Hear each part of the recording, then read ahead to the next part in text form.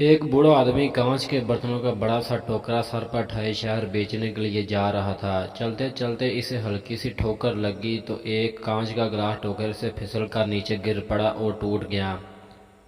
بوڑھا آدمی اپنی اسی رفتار سے چلتا رہا جیسے کچھ ہوا ہی نہ ہو۔ پیچھے چلنے والے ایک اور مسافر نے دیکھا تو بھاگ کر بوڑھے کے پاس پہنچا اور کہا، بابا جی آپ کو شاید پتہ نہیں چلا، پیچھے آپ کا ایک برتن ٹوکرے سے گر کر ٹوٹ گیا ہے۔ بوڑھا اپنی رفتار کم کیے بغیر بولا، بیٹا مجھے معلوم ہے۔ راہ گیر حیران ہو کر بولا، بابا جی آپ کو معلوم ہے تو رکے کیوں نہیں؟ بوڑھا،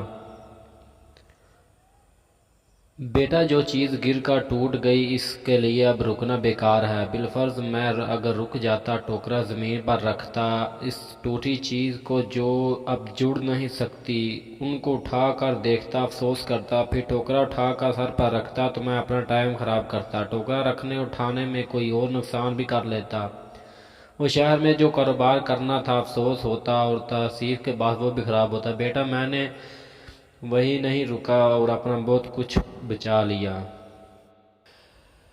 ایسے ہی ہماری زندگی میں کچھ پریشانیاں، غلط فہمیاں، نقصان، مصیبتیں بالکل اسی ٹوٹے گلاس کی طرح ہوتی ہیں کہ جن کو ہمیں بھول جانا چاہیے، چھوڑ کر آگے جانا چاہیے۔ کیوں؟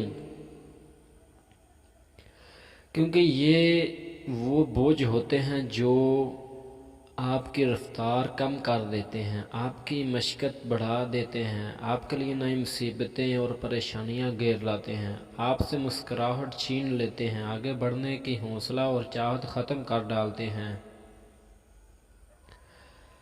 اس لیے اپنی پریشانیاں، مصیبتیں اور نقصانات کو بولنا سیکھیں اور آگے بڑھ جائیں۔